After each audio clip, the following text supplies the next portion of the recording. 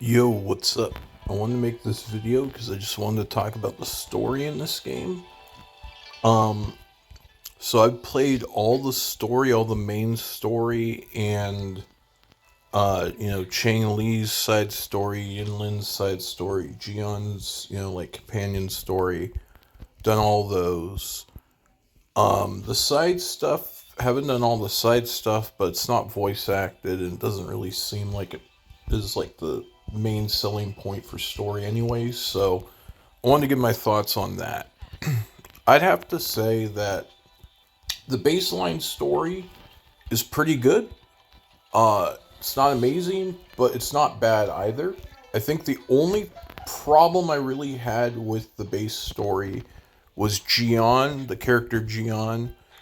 Uh, I'll talk about some spoilers later, but for now, I'll just talk about the non-spoiler stuff. I just didn't like how they did him as a character.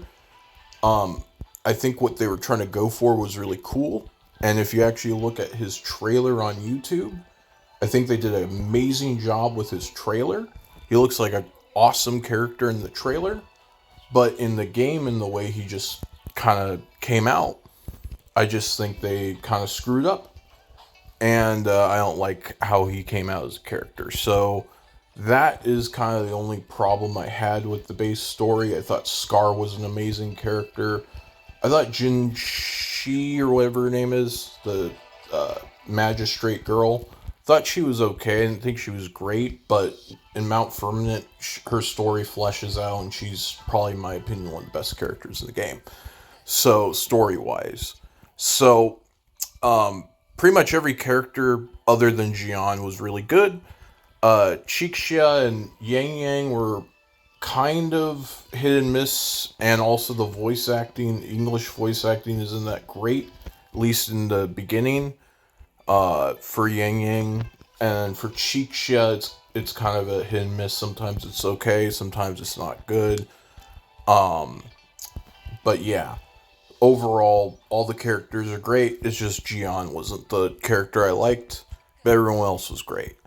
And then Mount Firmament, the story got really good. The Jinshi story, I think, is the best story in the game, in my opinion. I think the Jinshi character, in a lot of ways, is what Jian should have been. I think she's amazing character, one of my favorite characters in the game. Don't really like to play her, but in terms of the story, she is the best character, in my opinion. So, and then Chang Li's story was pretty good. I thought it was interesting. I kind of related to her on some levels, so I definitely like her story. I feel bad for her, and that's cool that I get to feel bad for the character I actually have, and I have that kind of connection element.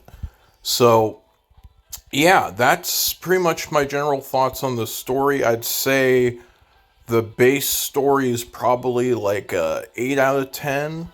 1 point down because of, well, maybe like a 7 out of 10. 1 point down for the Gion thing. And then the other thing I'd say is maybe the pacing isn't super good at the beginning. It's fine once you get into the open world and you can just do whatever you want.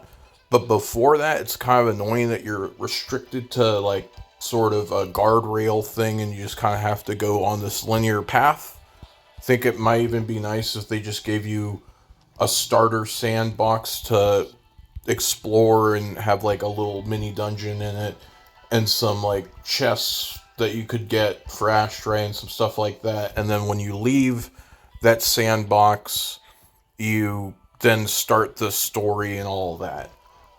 That way people can, have a little taste of the open world and play around with it before having to go into the story, because some people might not want to skip the story, but they also don't want to just do the story immediately. They want to actually play the game first for a little bit, try it out, and then get engaged with the story. So, and there's no way to replay the story. So, yeah, I think it might be cool if they maybe just change the starter experience a little bit. Instead of you waking up to Yang Yang and Chicha, you start in a sandbox. You get to do a little bit of stuff like that. Then you can leave the sandbox whenever you want. And then you meet up with Chicha and Yang Yang and the story progresses from there. So that would be something that might up it. And then Gian, I mean, I didn't like him as a character. Maybe people love him, so I don't know. Maybe he's fine, but I didn't like him, so that removes a point. And then it wasn't like an amazing story. It wasn't like Mount Firmament, so that removes a point. So it's a 7 out of 10. So it's still really good for the base story. But yeah, I mean, there's definitely room for improvement. And if you don't like the story, of course, you can just skip all of it anyway. So you don't have to even care about the story, even if you don't like it. That's what's nice about this game. So now I'm going to get into the spoiler part of the video and talk about more about the spoilers and what I liked and disliked. So tune off if you don't want to hear spoilers. So, of course, I'm going to talk about Gian. Gian, my biggest issue with him was that he was supposed to be the complicated general guy that, seems like he does the right thing even when it doesn't seem like it's a popular thing.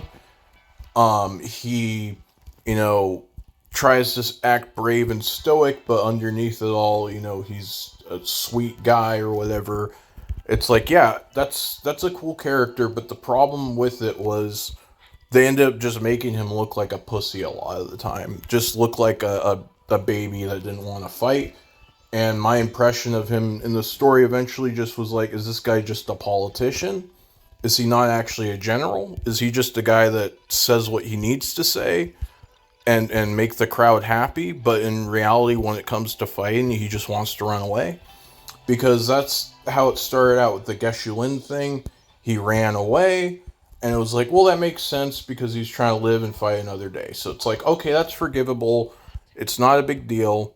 But then we get to the thing with Geshu-Lin in the rain, and it's like, okay, that's a little weird how he acted, because it's like, why is he just standing there clenching his fist, acting all emo and stuff? Why isn't he running up to this tacit discord and like smacking it in the face?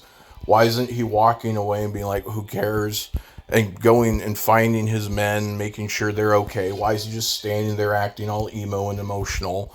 It's like, is this supposed to be like a traumatic experience for him? It's like, didn't really make that clear to me as the player.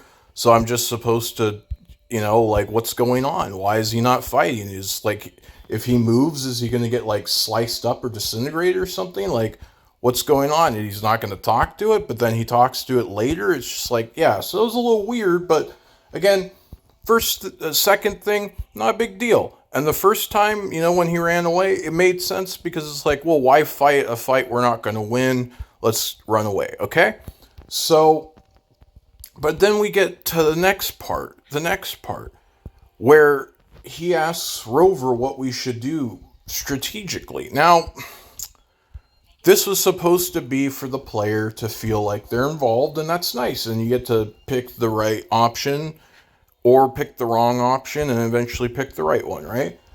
But the thing is though, is Gian so far has not demonstrated to us in the story that he's a badass. He's not demonstrated us in the story that he's a strategist. He knows what he's doing. So the fact that he asks this person, Rover, who, like, all he really knows about them is that they have powers. He doesn't know that they're even smart. They could be like, I could shoot lasers out of my hands, right? So they don't even know that Rover's like smart, and he's just gonna assume that Rover knows what the fuck to do and asks her or him or whatever what to do, so he can get out of not being the tactician, right? Now, when I was doing it, that's not how I thought. I was like, oh, cool, I get to pick. But later on, when you piece everything about Gian together, my brain started to think of it that way.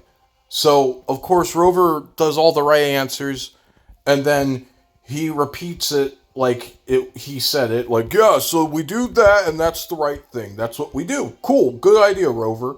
Almost like someone raises their hand in class, answers the question, and then the kid next to them goes like, yeah, 2 + 2 is 4. I'm glad we both got it right.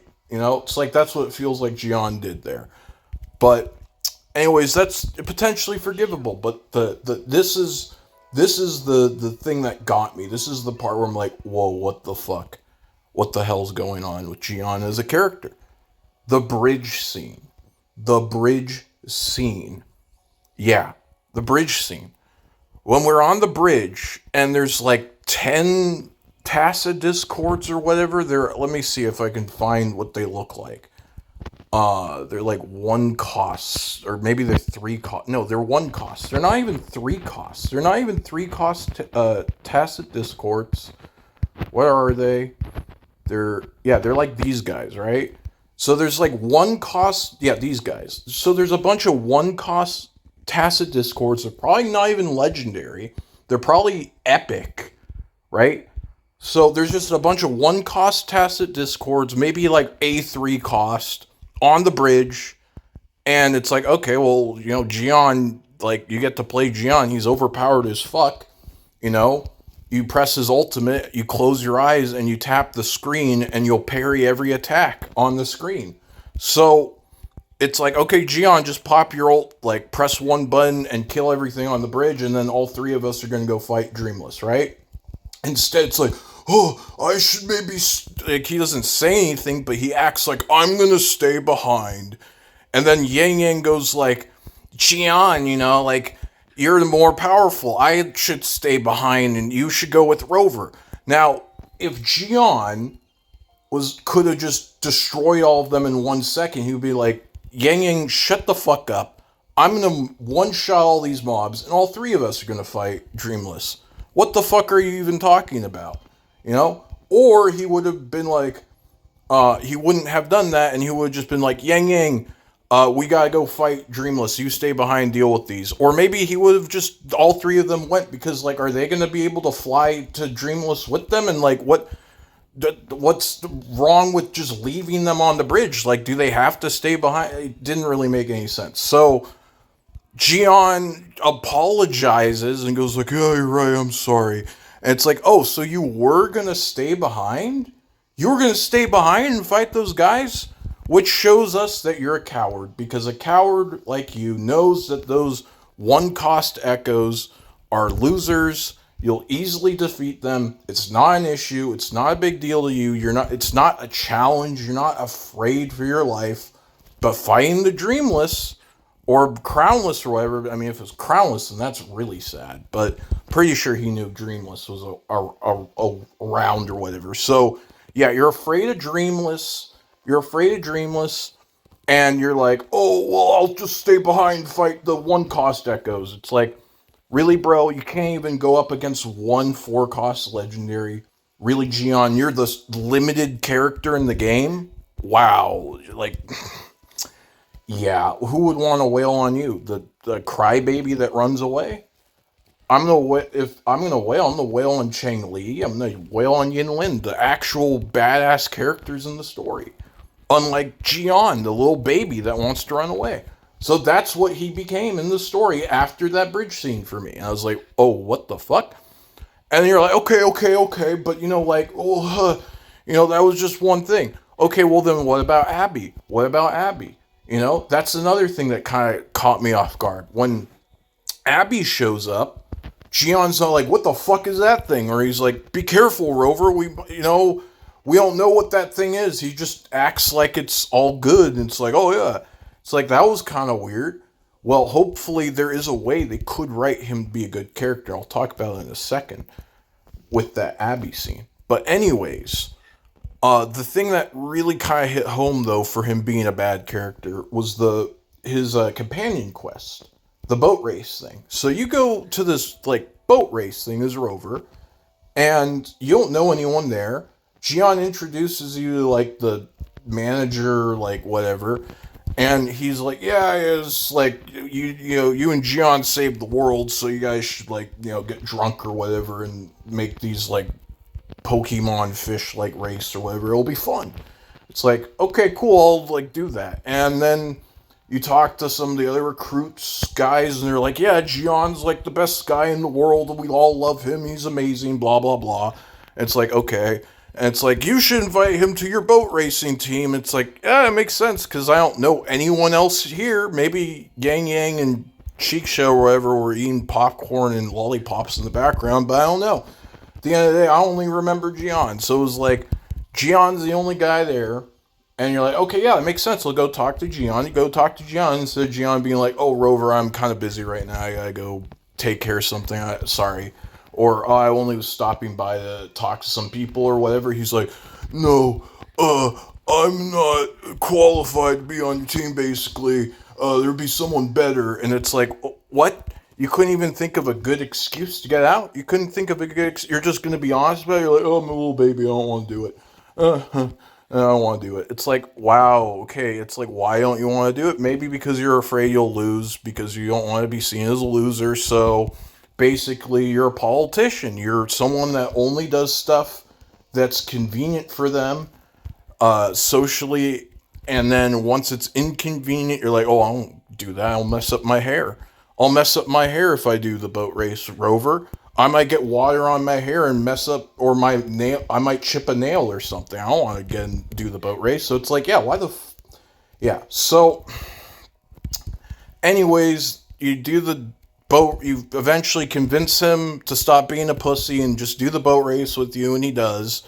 And then some shit happens, and then you get into this Twilight Zone place, and you find out that the fish were actually the souls of Gion's former team, and they probably all died because Gion ran away. But we don't know why they died, but that's probably the reason. Gion probably could have saved them, and he was like, oh no, but I'm scared, and he ran away, and they all died. But nonetheless, they stuck around, and they fought off the corruption of, like, the Tacit Discord thing, and they fought off just to send you and Gion a message to, like, save them. And Gion's attitude is like, oh, well, they're not real. They're just memories. They're not actually real. They're not real people. Blah, blah, blah, blah, blah. It's okay if they all die, basically. That's, like, his attitude. And it's like, well, how the fuck do you know that, Gion? If they can, like, stave off that, like, corruption and actually send us a message, like, who are you to say that if they're not even real people? And it makes sense why he would say that. It makes sense why he comes to that conclusion, tries to tell the player, like, this is just the way things work. Because if they were real people, he would have to save them. He would have to do something. He might have to put his life on the line. But if they're not real, we can just forsake them and be like, cool, ha ha ha, here's my seed, plant my seed. It's like, why the fuck would I want to plant your seed, Gion? Why the fuck would I want to plant your seed? Your seed is worthless. It's worthless. It just is. Calcharo, if Calcharo asked me to plant a seed, at least there would, something fucking beautiful would grow. But your seed's gonna be a fucking crying willow. So, no thank you, Gion. So, yeah. If you want the antidepressant, emotionally politician guy, that's who Gion is. And that was basically my impression from him in the story. Unlike in the trailer, where he's a badass. The trailer on YouTube, he's a badass. The story in this game, yeah. But there is a way they could make him better. If all this was an act, he's actually been working with the Fraxidus. We get Havoc Gion as a new limited character. He's evil. He's, like, sarcastic and arrogant. He's like, yes. He's like, I will. You know, like, kind of like evil and grim kind of guy, right? And that's why he's been acting like a baby this whole time. He's been playing the field, getting us ready for the, whatever it's called, the convergence, the calamity ender, whatever, the immortality of tacit darkness or whatever, the true age of chaos, whatever the fuck it's called, whatever the term is. He's been gearing up for that. He's been working with the Fraxis. He breaks Scar out of prison, and the whole reason why he wasn't shocked by Abby appearing is because it's not Abby, it's Abaddon. And Abby is actually is like a vampire sucking all the life essence out of Rover, like a giant tick. And eventually Abby will become Abaddon, and Rover will be weakened and stuff, and Gion will betray everyone, and then they'll leave with Scar, and then it'll be like this new plot development or something.